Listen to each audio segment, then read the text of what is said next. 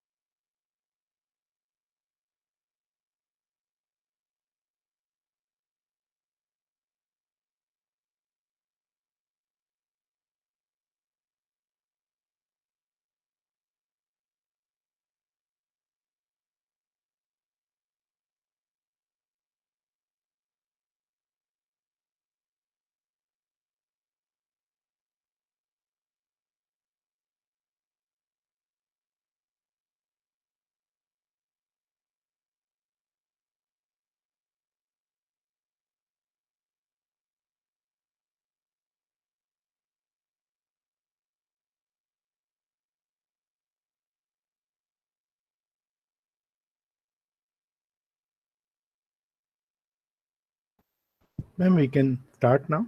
Yeah. Sure. So. Yeah. Okay. Good. So welcome everybody on day 3.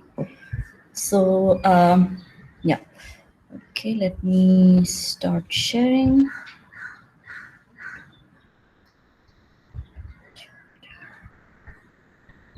Okay. And today we are going to do a little bit of wave mechanics. And I know that you guys have already done a little bit of this using Excel spreadsheets and so on. So that's, I think that's a good thing because I think you will understand very quickly what we are trying to do. So before we go ahead though, I wanted to ask, are there any questions from the previous 2 classes, if you have any?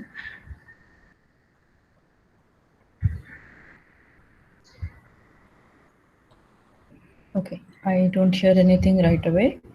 All right, so yeah, so just feel free to ask me also anything about the previous days if you have any questions when you try things out for yourself later on. Okay, all right. So the first thing we're going to do is just learn how to plot waves, which is quite easy, right? So you can, if you want to plot something like x is sine of omega t, uh, where you have different values of omega. You can do this very simply in this form. So you make an array T with the range that you need. So in here I have 1000 points and I'm multiplying them with 0.01. So they start from 0 and go to 10. Okay. And then you can plot in the normal way by giving x and y labels. So this is what it would look like. And you can see that if your frequency is twice the first case, then you see that the wave has many more oscillations visible in the same time frame. Okay, so this is something that we know already. The second thing that we can do very easily using this kind of plotting is to see interference effects. Okay, so let's start with having a time interval as before. And I'm going to make two subplots just to compare before and after. And in the first subplot, I'm plotting sine of t. And so in this case, omega is, or rather, new frequency is 1. And in the second case, I'm going to plot a wave that is just slightly of a different frequency. So it's 1.1 times t. And you can look at the interference by looking at just simply the sum of the two amplitudes. So this is the first amplitude, this is the second amplitude. You can just sum them up. And you will see, so in the first panel, you see that the second wave has a slightly, moves slightly faster because its frequency is slightly larger. So the crest, you can see, shifts further and further towards 0 as we go further on. And if you sum them up together, then you see that this is the resultant waveform. And this is also easy to see. So if you look at this particular extreme, you see that both the waves are almost exactly out of phase. Whereas if you look here, you see that the waves are exactly in phase. So when they are in phase, their amplitudes add and you get a maximum. When they're out of phase, the amplitudes interfere destructively and you get almost 0. So this leads to the phenomenon of beats. So these are what we call beats. And if you think of these in terms of sound, what is happening is that your sound volume is large here, becomes smaller, and then is large here and becomes smaller again. So that's why it sounds like a beat. Okay. So yeah, so this is essentially how you simulate beats. The next thing that I'm going to show you is just an example where instead of having these two things added by hand, you can do more complicated things based on what you want to do. So in this particular example, what I've done is I've made an array of amplitudes, which is completely random. So the amplitude varies between 0 and 1 randomly. And we're going to check what happens if you have these kinds of amplitudes. Okay. So let's make our array again, and instead of having just two waves, I want to say add maybe 10 waves. Okay. So we are going to sum over the range of 10, and we are going to add. So let's say y val is your total Ma'am, amplitude. Yes. Yes. in the very first argument, t is equal to 0.1. Why you Uh-huh. subtracted minus 500 Ah, or 500? uh, yeah. So in this case, it goes from 0 to 100. In this case, I just wanted to show it from minus 50 to 50. Okay. So So, if so basically, so let's forget the point one for now. So basically, this is an array going from 0 to 1000. If I subtract 500 from it, it goes from minus 500 to 500, okay, right? ma'am. Yeah, and then I'm Yeah. multiplying this point one. Yeah. So yeah, it's just essentially just shifting the scale. Okay. Right. So one of the reasons I wanted to do this is sort of to uh, because this particular example is symmetric around 0, so it looks nicer if we do it this way. Okay. So yeah. So let's first start without it taking into account any amplitudes. So you start summing up all the different contributions. So in this case, I'm saying that. Yeah, I'm saying that you have your frequency given by n val. So basically, it's 2 pi n is. We don't have the symbol nu, so I used n. So 2 pi nu times t. So that's your argument here for the sine, and you're just summing up all the amplitudes that you get. So here dn. So instead of having summing just whole numbers, you can also have you can sum up essentially adjacent frequencies with certain delta n as well. So you can do this as well. So you can do this, and you can plot this again. So let's try and plot. And you see this is what it looks like. Let me reduce the figure size.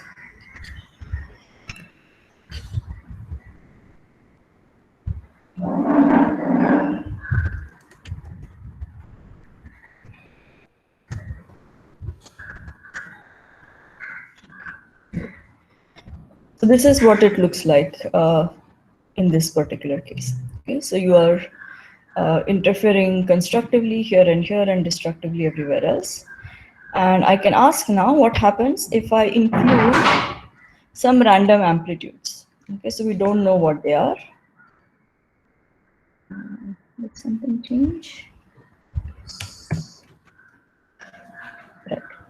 So it no longer looks as nice. So the wave is a bit weirdly shaped. Let's maybe go to a higher range. So then it's easier to see what is happening. Okay, so you have this sharp wave from the interference before. And if you add random amplitudes, you can see that it's no longer all sort of mixed up. Okay. All right.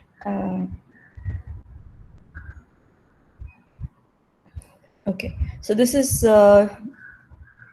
this was just a way of sort of showing you how you can have random noise added to your signal. So for example, if you have one sharp wave, and then you can have small amplitude waves of different values, which can be added to your signal in this way. Okay, so this is something. So today, in fact, I think we are going to be quite fast since you've done a little bit of this before. But when you have time, one of the things that I want you to try out is to try and plot these Lissajous figures, which are figures you get when you have a pendulum that can move not only in two perpendicular directions, right? And then you have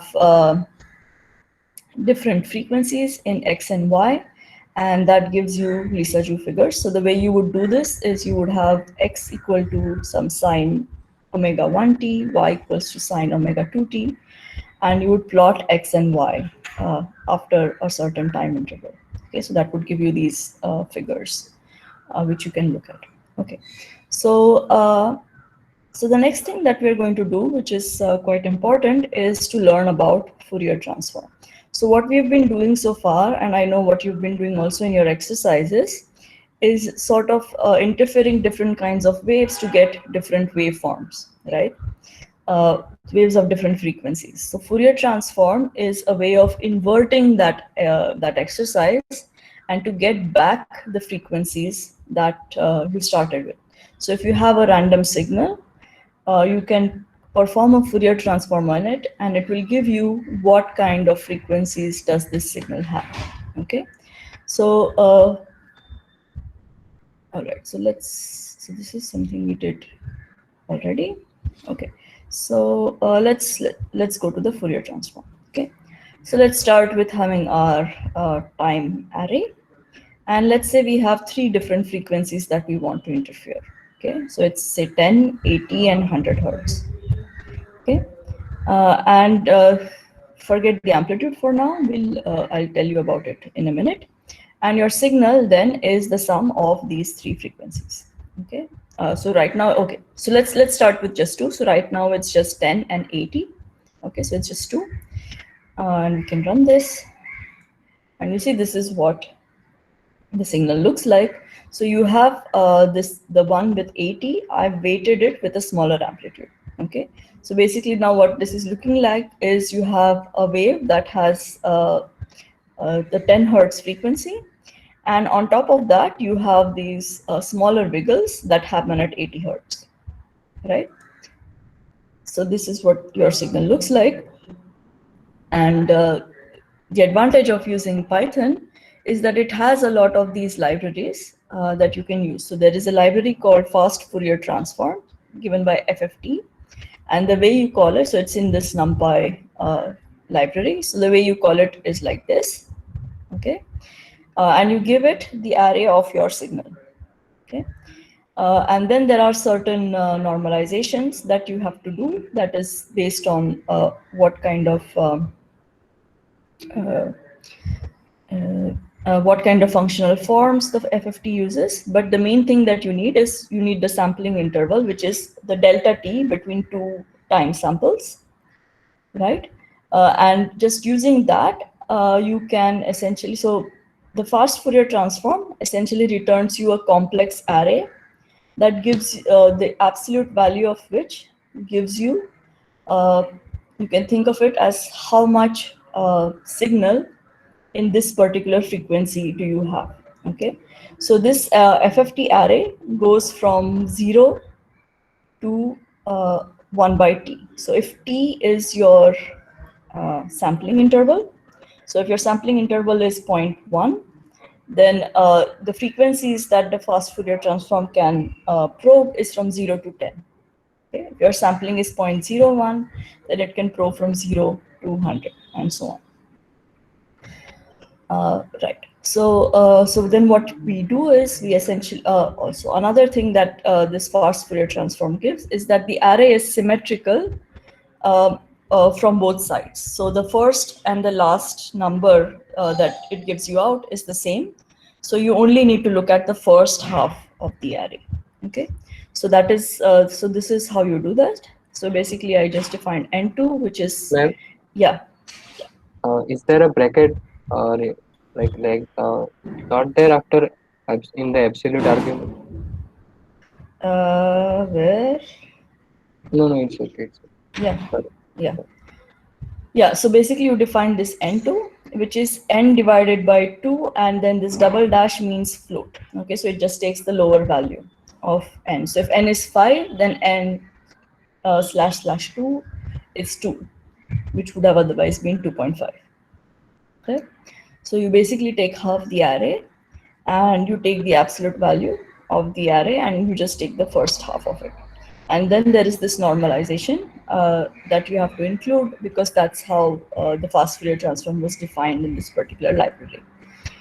So you can plot the frequency and your the value of your fast Fourier transform, and you see that. Okay, let me run this again. Forget amplitudes, but this is what it looks like. Okay, so you see that there is a sharp peak at 10, and there is a smaller peak at 80. So this is essentially exactly giving us the fact that you have one component that is at 10, and where your, I should have changed this. Their first component is at 10 and the second component is at 80. Okay, so we can run this again.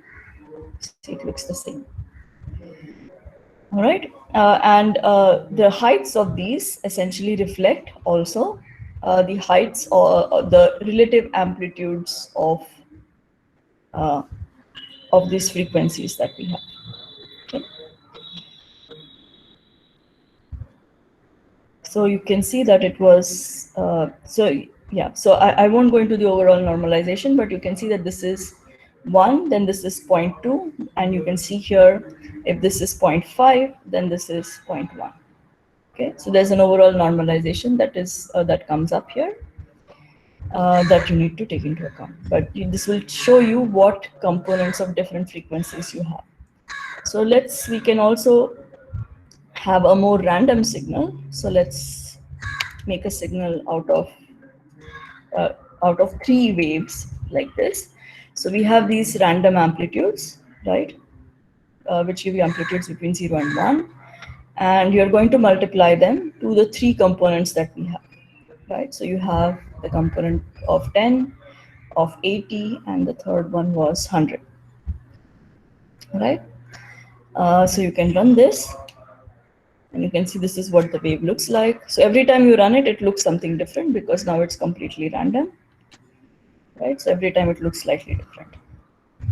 So let's say this is the signal that you have, and you can run the fast Fourier transform on it, and you will see that there are these 3 frequency peaks as expected, 10, 80, and 100. And I've also plotted, I've also made it print the random numbers that it chose for these three signals. So in this case, it was 0.37, 0.29, and 0.25. And so you can see that these are all half of those amplitudes. Okay, so exactly the same. So we can run it again. Oh, sorry, we have to run this first. Can run it again, and then we can try it again. So in this case, so these are the amplitudes, 0.19, 0.44, and 0.93, and you can see that the relative peaks have changed. Okay, so what we have used here is the bar graph function of matplotlib. And what the bar graph function takes is the x values of the bar, which are the frequency values that we calculated. So the frequency goes between 0 and 1 by t. And then this ft abs, which is the absolute value of the fast Fourier transform, essentially gives you the heights of the bars at each of these values. And then this is just the width of the bar that you can change it if you like. Excuse me, ma'am. Yeah. Which array here represents this? Stores the amplitudes of frequency. So that is just this ft abs. Okay, and what is the size of f tabs? That is n. It's n by 2. So I mean, it is n, but I've only chosen the half of it because, I mean, okay, let me also plot. I'll show you. We can just plot this whole thing, and I will show you that it's just symmetric. So you don't need to.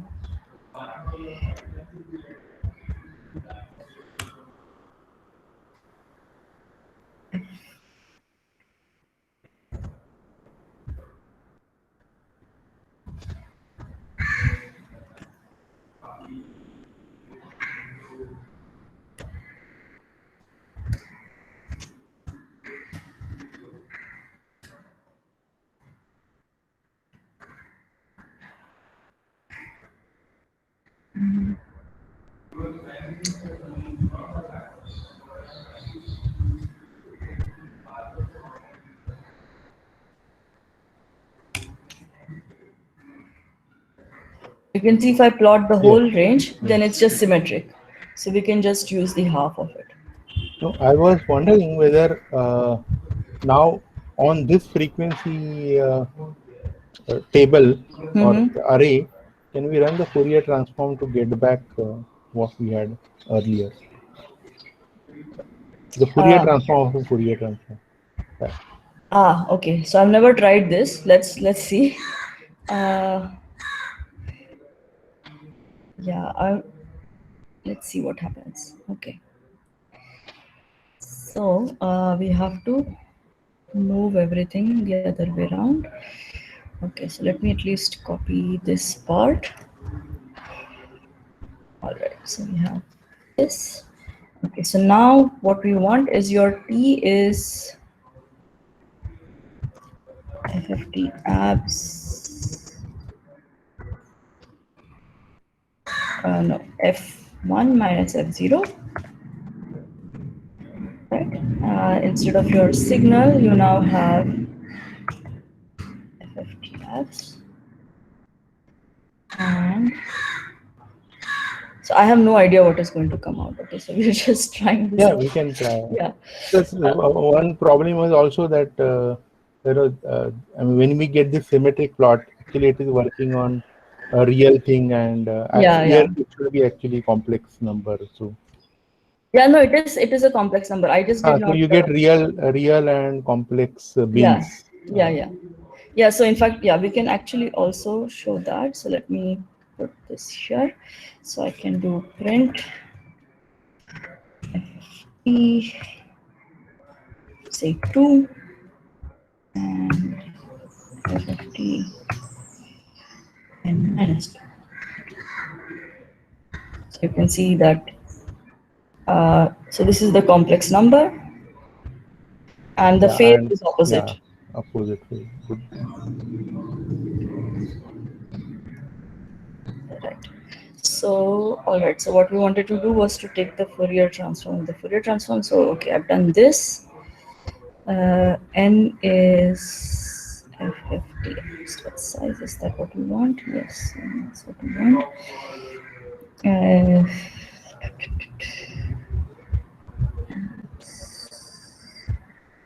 Let me call this FFT2, and this is essentially the fast Fourier transform of FFTs. N, what was N? Was size. Okay, good. So if it's size and it's okay, so T is reversed. By T, that's fine. Okay, let's see what happens now.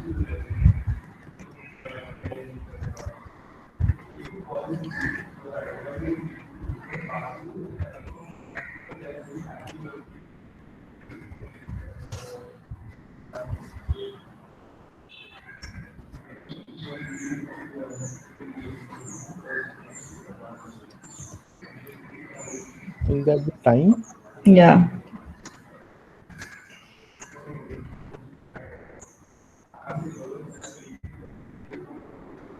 It still gave me back the same thing.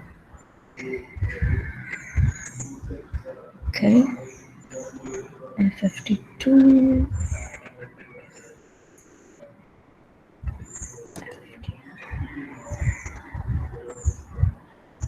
Oh no, F tags is right.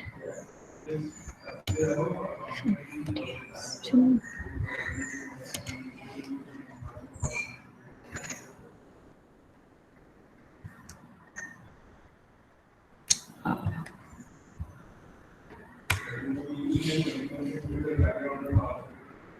Fourier transform.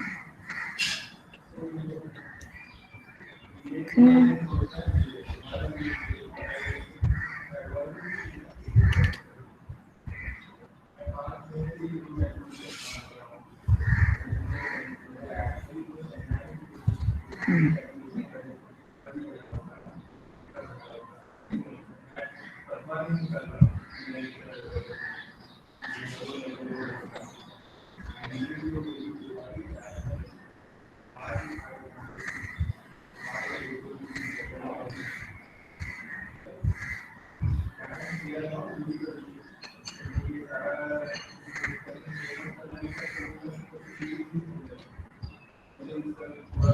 What is it taking? It's not even.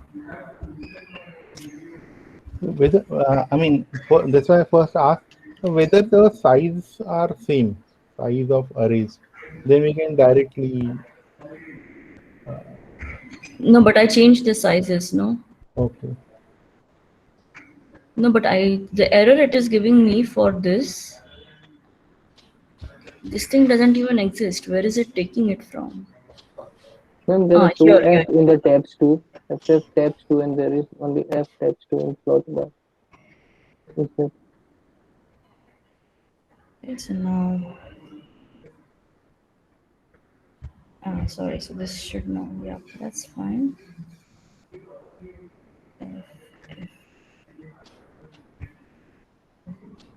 Yeah, it did not really work. I don't know what it did. Okay. We can try it Yeah. out later, Yeah. and Yeah, I we'll think. work on this code. We can Yeah. show tomorrow. Yeah. We can proceed with the next.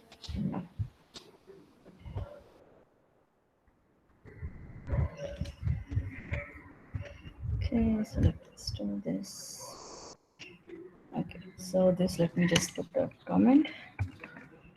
What does the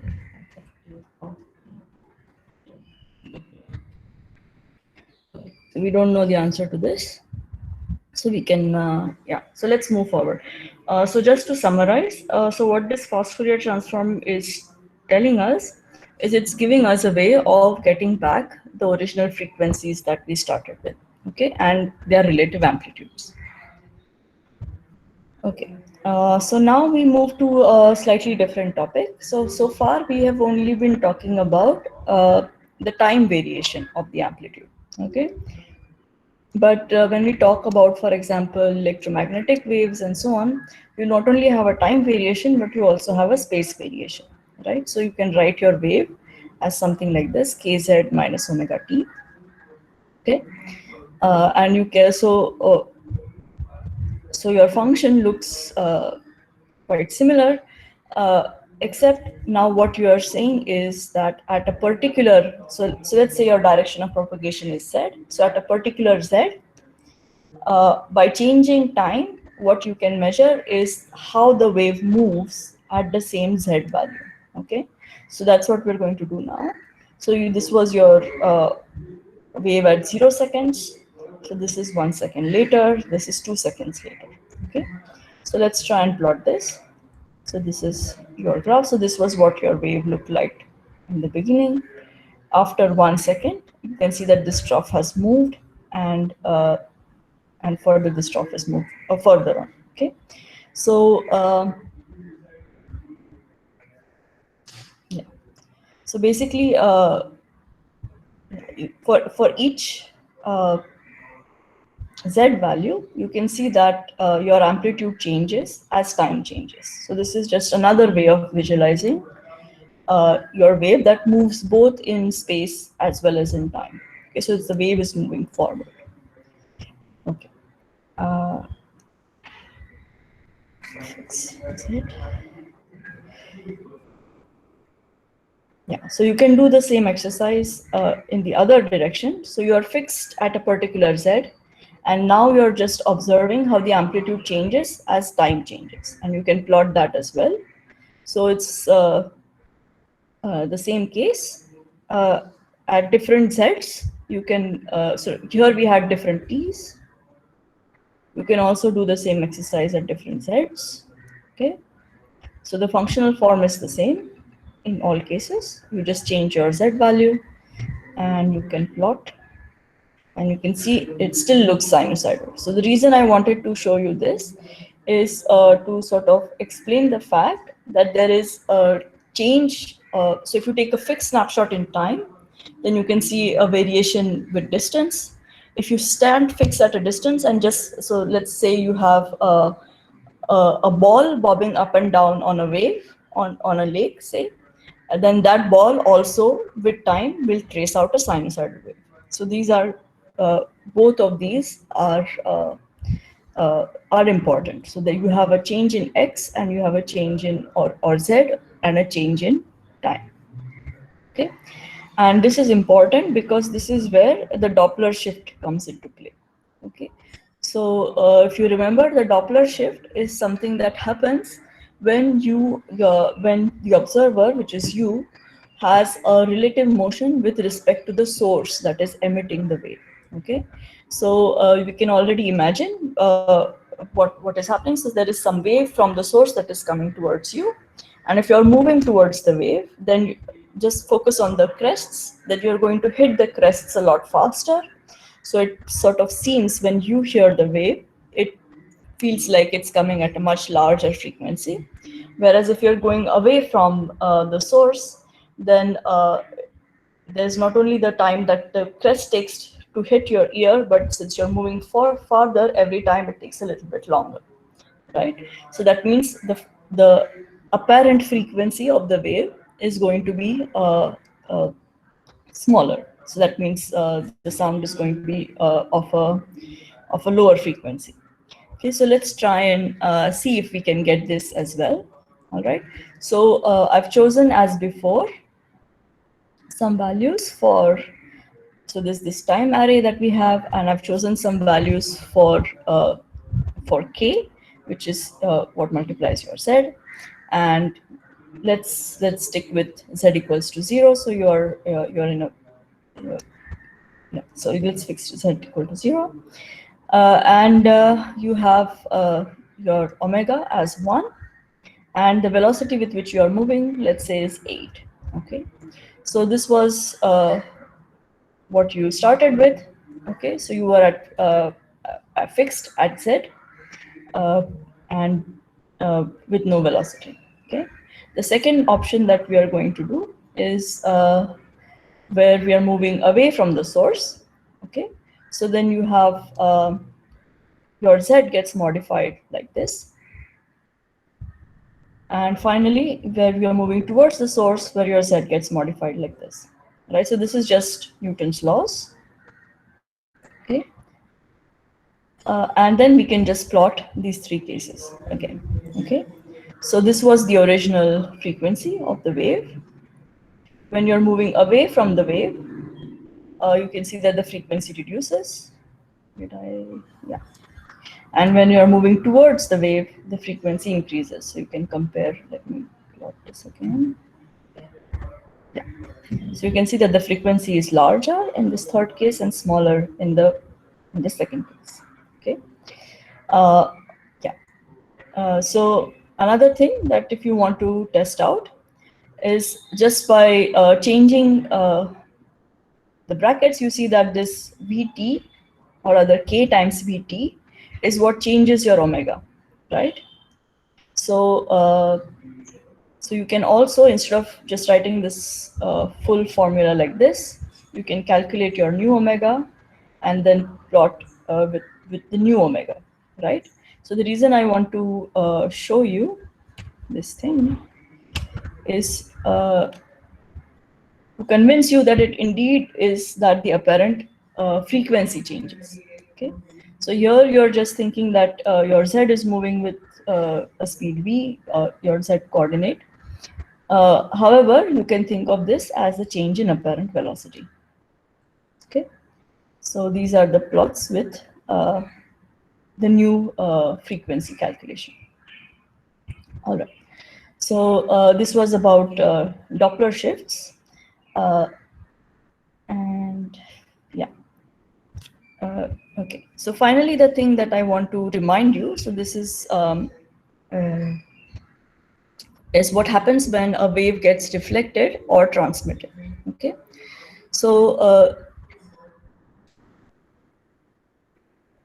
and I think it's easier if we do it here. Okay. So all right. So we start with certain parameters to begin with. Okay. So let's see what we are doing here. Yeah. All right. So forget these labels. The labels are not quite right.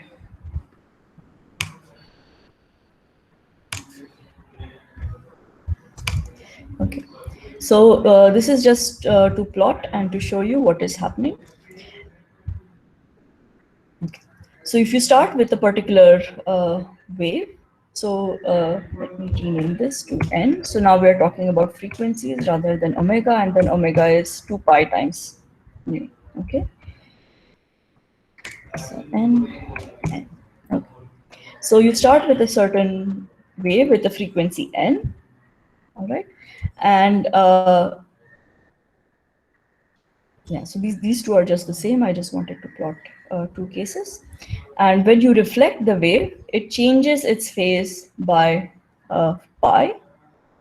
This is what we know. And when it's when it's reflected against a medium in which its velocity is smaller. So when you reflect over glass, for example, this is what happens.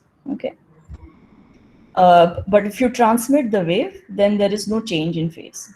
Okay, so we can just plot these cases. So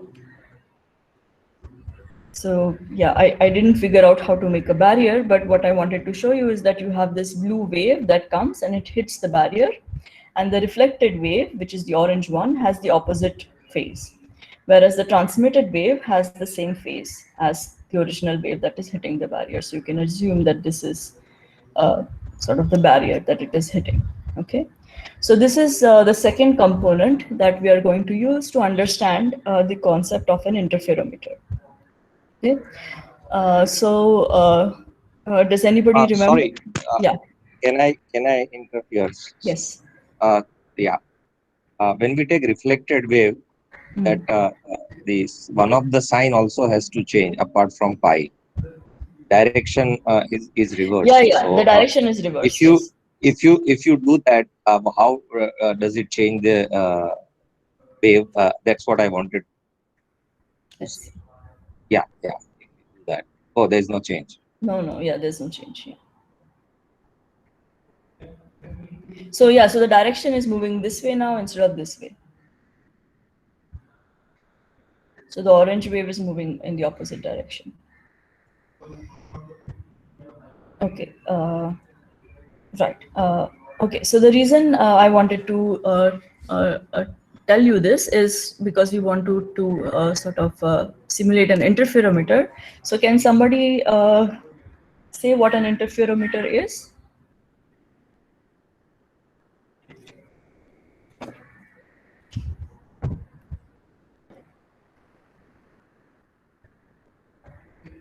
It is an instrument that first splits the light into two, and then by reflections it interferes them and produces fringes or something like that. Yeah. So let's try and see. Can you see the Jamboard? Yes, ma'am. Okay, good. Yeah. So uh, yeah. So essentially, the idea of the interferometer is something like this: that you have, say, a beam splitter here, and a mirror here, and a mirror here, and then your detector here. Okay. So this is your source, and you have light coming from the source, which hits the beam splitter. Half of it goes here, half of it goes here. Okay. And then you have the light hitting this mirror, it returns. Also light hitting this mirror and it returns. Okay. And then you have this combination that goes into your detector, right? So basically you're going to have some wave from here and some waveform here. And what you will have at the detector is essentially interference of these two, right? So the goal of this, so if your lengths are the same, so if these lengths are the same in both cases, okay, so you know that it's going to have one phase change. So let's follow the green line first. So you have one phase change of 2 pi here, of pi here, one phase change of pi here, and then finally, can you see this? Right. So you have one phase change of pi here, one phase change of pi here. Oh, what happened?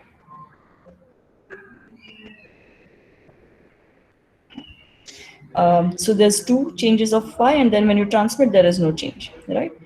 Similarly, for the red guy, you have one phase change happening here and one phase change happening here,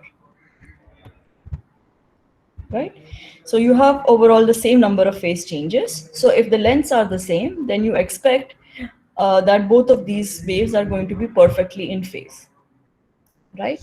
So the interferometer is used essentially to look for effects that changes the length of one of these arms, either or the case where so the original Michelson interferometer was designed because it was assumed that there is a medium called ether into which light travels, and then if you're moving towards so if you're moving in the ether, then your apparent frequency, for example, so if you're moving in this direction, then the apparent frequency in this direction will change by this Doppler shift, right? So when you come back, your waves are no longer going to be exactly in phase, but they're going to be out of phase, and therefore you will get beats. Okay, so that was the original idea. And of course, they did not see any beats, which made them rule out this hypothesis that there is a medium called ether through which light travels. However, there is a more modern application of this interferometer, which has to do with gravitational waves. So we are not actually simulating gravitational waves, but they follow the same principles that we talked about for your ordinary waves just now. And in that case, what happens is that your gravitational wave compresses space. Okay, so what happens is that if a gravitational wave is passing through this interferometer equipment, then it is going to change the length. So let's say it's moving in this direction, then it's going to sort of squeeze the green direction. Okay, and in that case, again, you will have this change in phase of the two waves because of the squeezing of the length.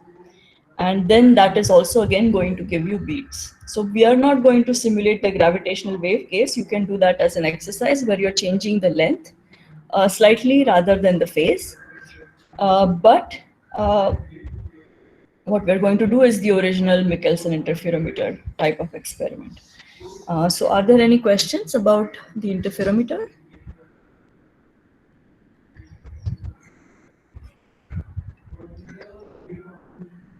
Okay, so let's go back to our notebook. Okay. So what I'm doing is essentially I'm calculating the phase of the two returning, the red and the green waves that we saw in the Jamboard. Okay, so let's say that the length of the arm is fixed to a particular value, and let's calculate calculate omega in terms of some frequency. So I've chosen this frequency because I want these waves to be visible to us. So it looks nice, but then we will go to a different value that gives us better beats, okay, but which is harder to see.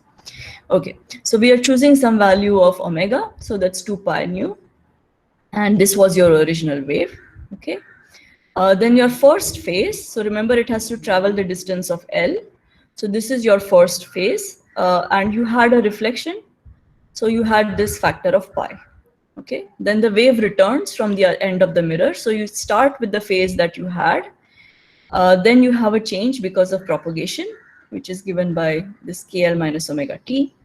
And you have this factor of pi again, because you had another reflection. So pi and pi gives you 2 pi. Okay, so this is the phase at the beam splitter again, when you've returned from the first arm, that was the green arm, that is perpendicular to the direction of motion. Okay, so then you can calculate the amplitudes in both cases if you like. So this was for the green light going up. This is for the green light coming down. Okay.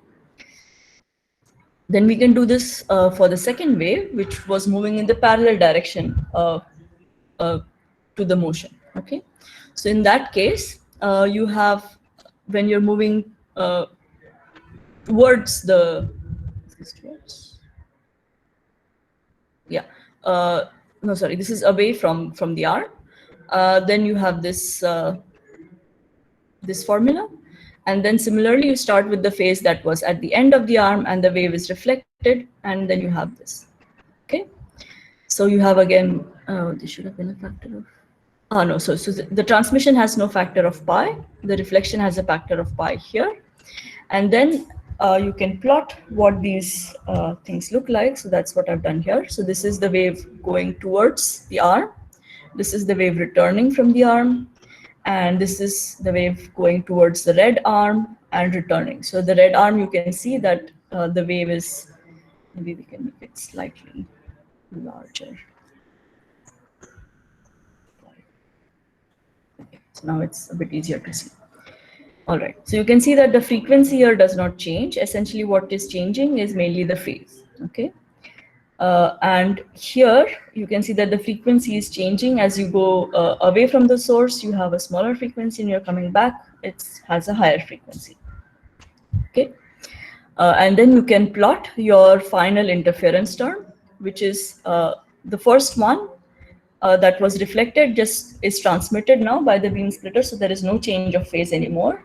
And the second one gets reflected by the beam splitter, so there is a change of pi.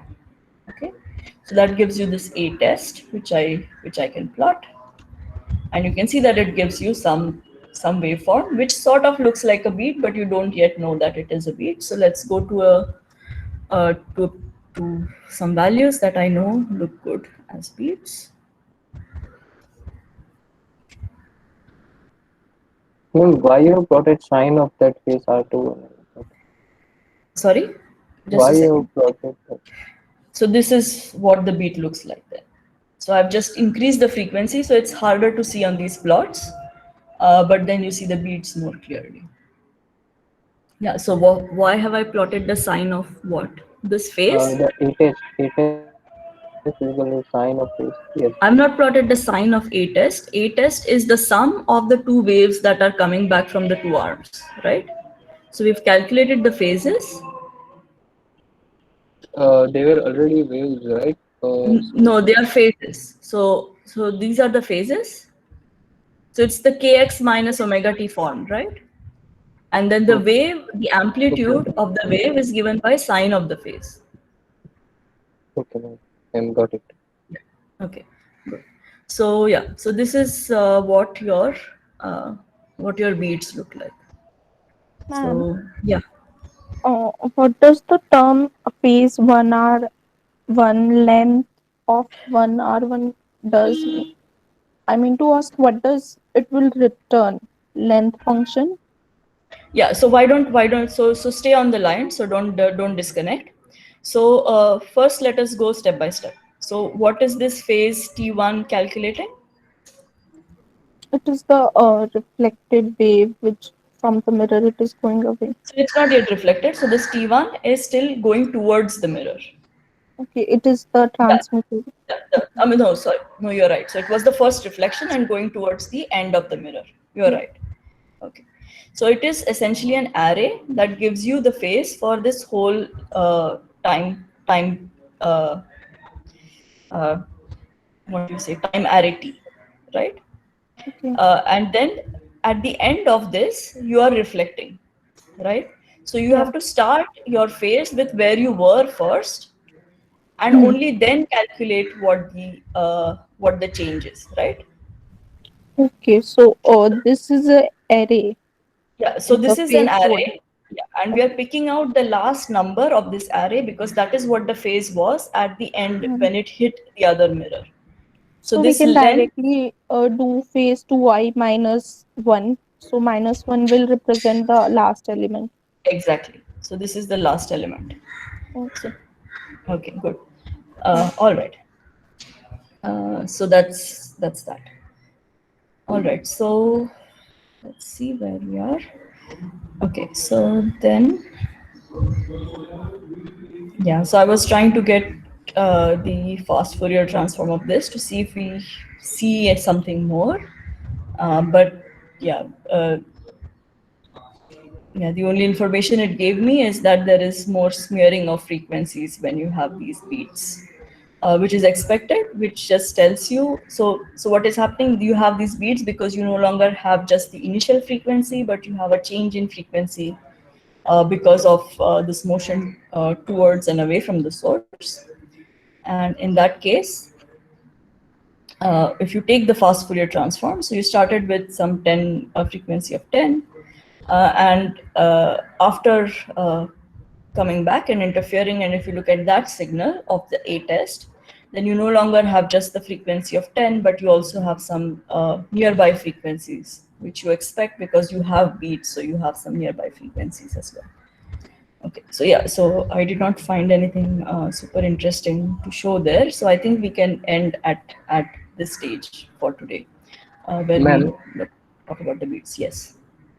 uh, can you plot? You have plotted bar graphs in that peak as a peaks as a bar graphs. Mm-hmm. Yeah. Can we plot that as a histogram? Like No, it peaks doesn't usually work represent. that way. So because what fast Fourier transform just returns you, I tried plotting it as a histogram, but it's not the right way of doing it. Because what the fast Fourier transform returns you is essentially, so your index of the fast Fourier transform is the velocity, not the velocity, is the frequency. And the fast Fourier transform just returns you the amplitude in each frequency, right? And that number is going to be between, say, 0 and 1. So if you do a histogram, then it just sums, I mean, goes over all the bins and then everything is between 0 and 1. So you just get a peak in the first bin, which is between 0 and 1 and nothing anywhere else. Okay, so we cannot get a distribution time. Yeah, you can't get a distribution that way. So I tried doing that. That would have been nice, but yeah, it Like, doesn't work I that was way. thinking like because usually peaks are represented in histograms. So Yeah. thank you. Yeah, sure. Yeah. So the other thing that you can do, so since we have some time today, so the other thing that we can do is instead of changing the velocity, that we can try and change the length and see if you get the same effect. Okay. So let's say your V is 0 and what, so I don't know what this looks like, so we are just going to have to try it out. And what, let's see. So in the first case, so let's say that it's the perpendicular arm's length that changes. So you have, let's say L plus say 0.1, and this is fine.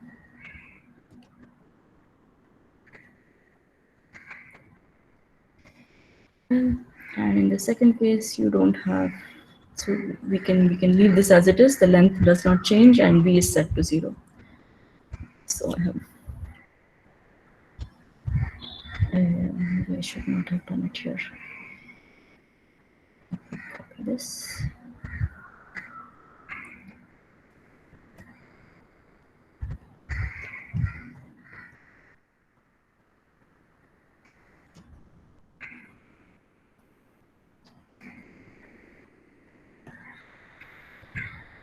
Okay, so we have,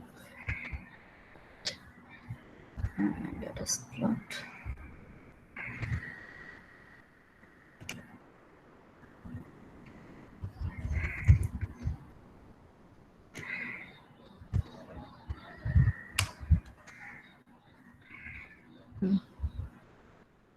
Okay.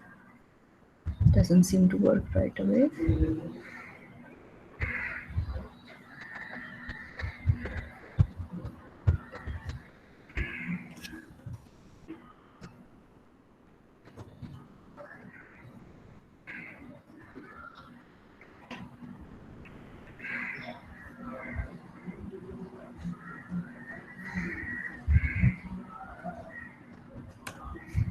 Yeah, I don't know. Maybe we can, we can try it out, or you can try it out in the example, in the tutorial.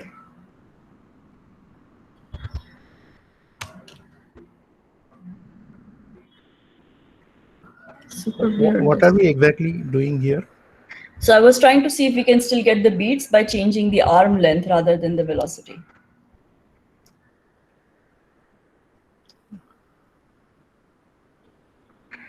So if one of the directions, the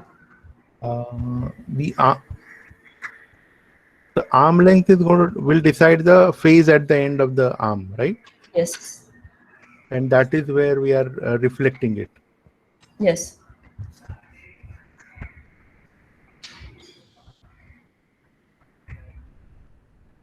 So where the reflection is taking place, just which term we are talking about? So the reflection is always this. So there's this factor of 2 pi, right? It's only that your transmission changes. Instead of just having delta x equal to L, you have now L plus something x more. No, on one of the arms. but this minus 2 np pi, Yeah. that phase factor will also change, right? No, at reflection it always changes by pi. It just traveled a little bit more before it hit it. Okay, so whatever is the amplitude, not amplitude, whatever is the disturbance, that will get reflected back. Yeah. At that point. Yeah. Let me plot this 4x4 thing. That makes it easier. See what is happening.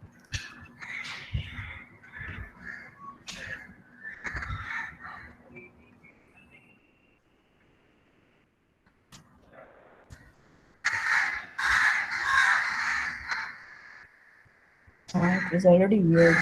Okay.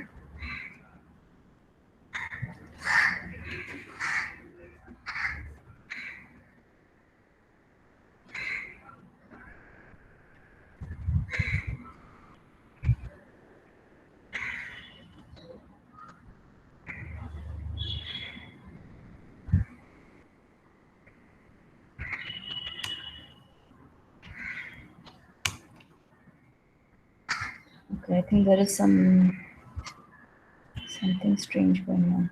Okay, hold on.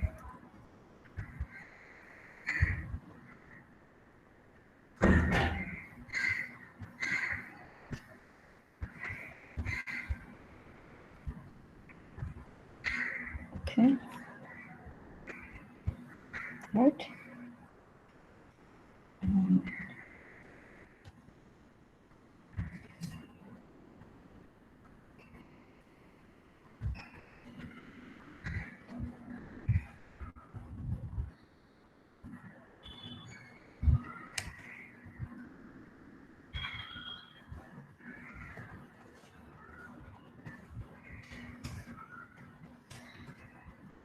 Yeah. Okay, so yeah, so I just proved what I was trying to tell you, which is that even if your velocity, oh, this velocity is changing.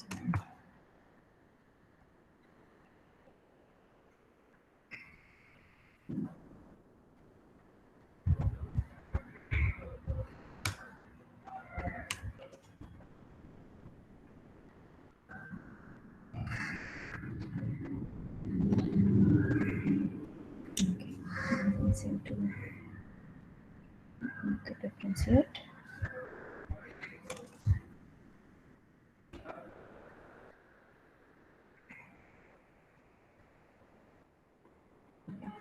Yeah, I'll test it out. But yeah, there should be a way to also get beats by just changing the length of one of the arms. I have to figure out what the right length is. So What is the value of K here? this 0.1. Into 1. K into L makes it 0.1. No, L is 10. Yeah, it makes it So 1. makes it 1.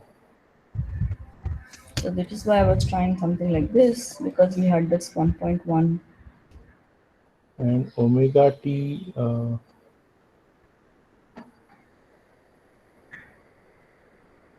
but why are we changing at both the places, both phases? Sorry? We are changing at both the phases, right? The phases always change on reflection. So that doesn't change, right? So you have the first reflection, you have phase change. Second reflection, you have a phase change. Okay, and we are adding that to phase 2. Yeah. Can I interrupt? Yes, yes.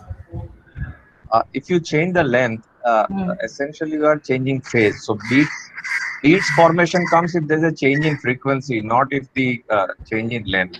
So beats, the change in length will create interference pattern, not beats. Yes, you're right. Yeah, you're right. So let's see. The amplitude will change. The final amplitude will change.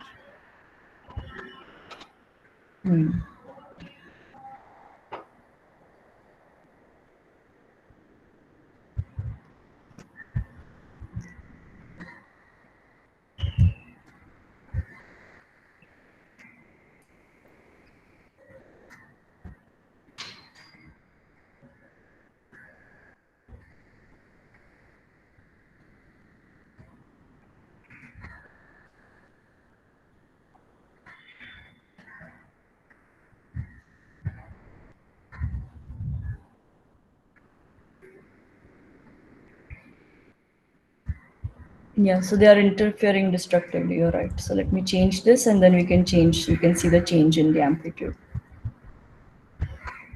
Okay.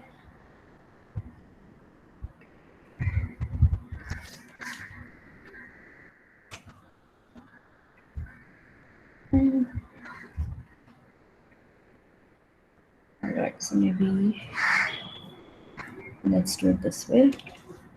DL1 is 0.1, DL2 is 6.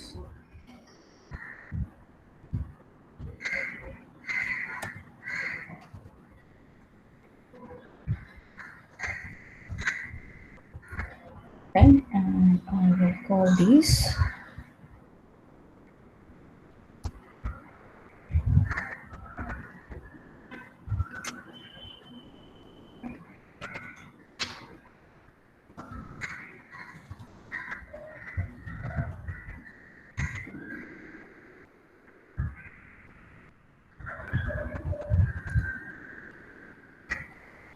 okay, and then what we have is N1,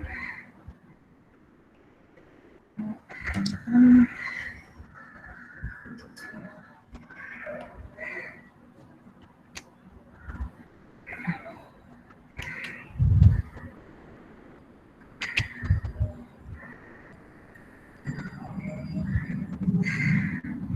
sorry.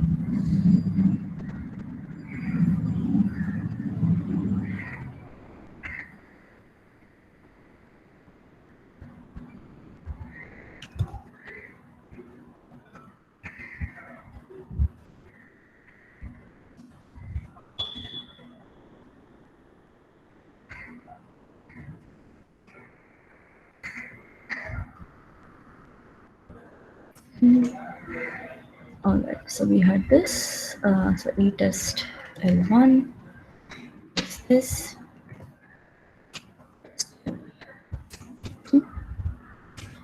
This. It's not.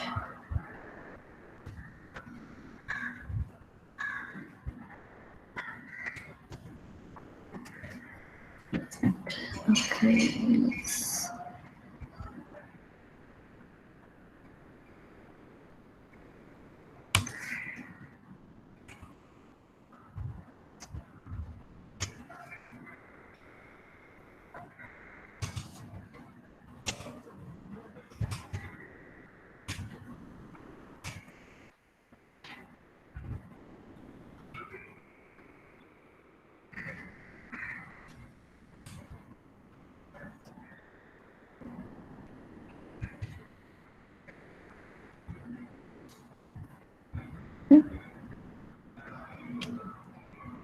Okay, good. Yes, thank you for that comment. You're absolutely right.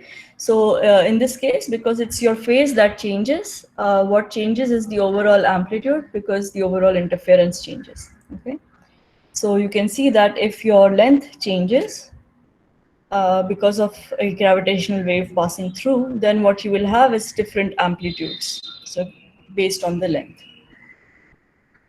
So maybe I can explain again what I did just to make things clear. So in this case, we had velocity equals 0 because there is no ether. But the length of the arm changes by either DL1 or DL2. Let's say these are the two examples. And then in that case, your phase at the end of the arm changes by not just L, but by L plus DL. Okay, so the equations remain the same. And what you have is for different lengths, you would expect that your final amplitude of the wave, so it's still in phase always, but oh no, sorry, no, no. So it still has the same frequency, but it is either in phase or out of phase based on the length of the arm. Okay. So, so this is plotting two different arm lengths, and you can see that in one case you have a very short amplitude, and the other case you have a much longer amplitude. So this is what is used for gravitational wave detection. Ma'am, Yeah. why we have written a minus n pi in the second term? Because this second term, let me show the Jamboard again. So so what we calculated was, so first you had reflection here, and back. And then therefore the transmitted wave has the same phase as the one that was coming from here. For the red case, you had transmission first, so no factor of pi, then one factor of pi coming from here, and then you need an additional factor of pi because this guy is also reflected while it goes to the detector. Okay, okay. Thank you. Hello, ma'am. Can you Yeah. once again explain for that first wave after reflecting back, when it comes back to that partially silvered mirror, you have written minus 2 times NP of pi. So why The green one, right? yeah, green one. Yeah. So in that case, you have the first factor of pi comes from here, and the second factor of pi comes from here. So you had one pi that came from here, Yeah.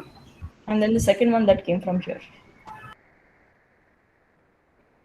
Ma'am, but when it is coming back, we are just looking at the second reflection, right? So Yeah. there should be just one pi. Okay. So let's yeah.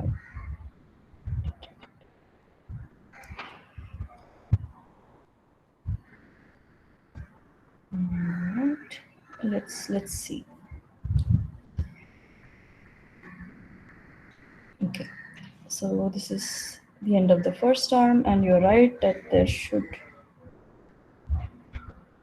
there's a factor of pi here, which is included here. You're right. So we just need one factor of pi. Okay. So let's try. And in the second case, we also have just one factor of pi. So let's see what happens now. So you still have beats. It's just that they were shifted by a factor of pi. Because yeah, you're right. Thank you for catching the mistake. There was an extra factor of pi. The only thing it did was it changed the overall phase of the beats. So let's make that change here as well. Ma'am, your screen is not. Yeah, oh, sorry. Yeah.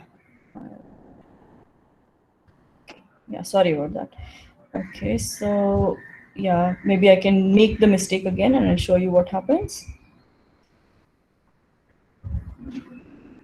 Okay.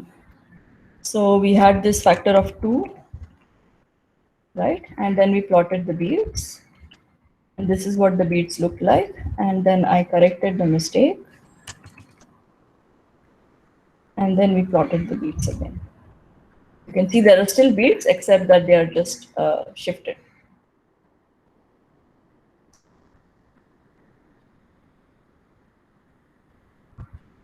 Okay, so let me fix the error here as well. So it's fixed.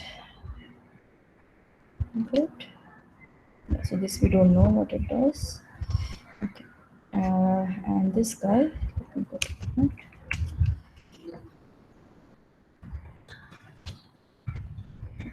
Okay. Changing. Good. So let me fix this here as well.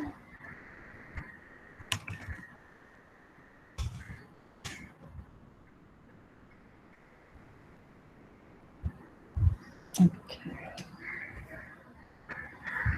Something went wrong again.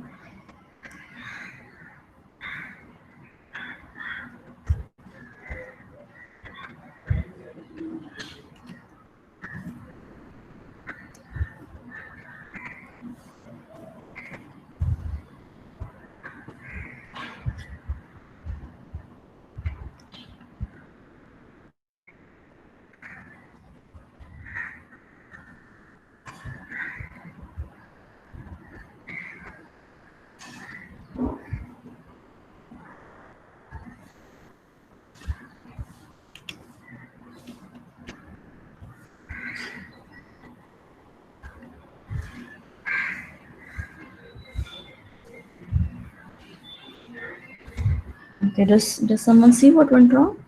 It's just the same.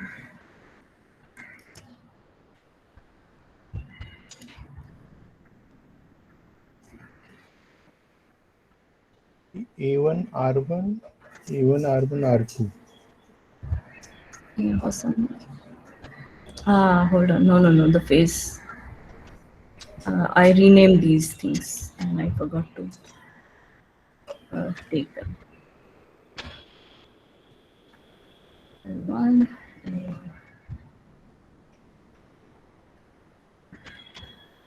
Yeah, all right. Okay, good. So now things work. Maybe we can make two plots side by side so that it looks, or maybe we can change the frequency to something that's smaller. Right.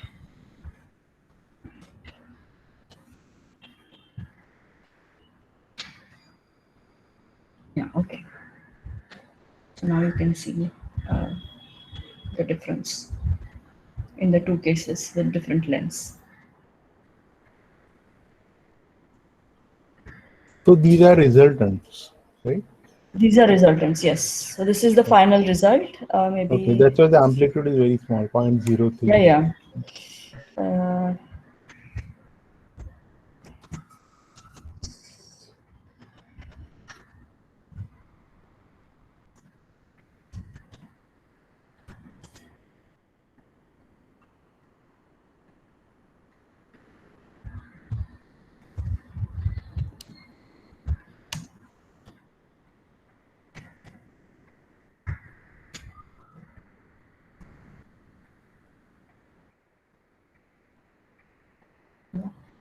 Second 0.06. Yeah. All right. So thank you for all your help with solving the errors. Yeah, and I think we can stop here for today. Okay. Thank you, ma'am. Tomorrow we shall meet with new problems, new areas. Yeah. Yeah.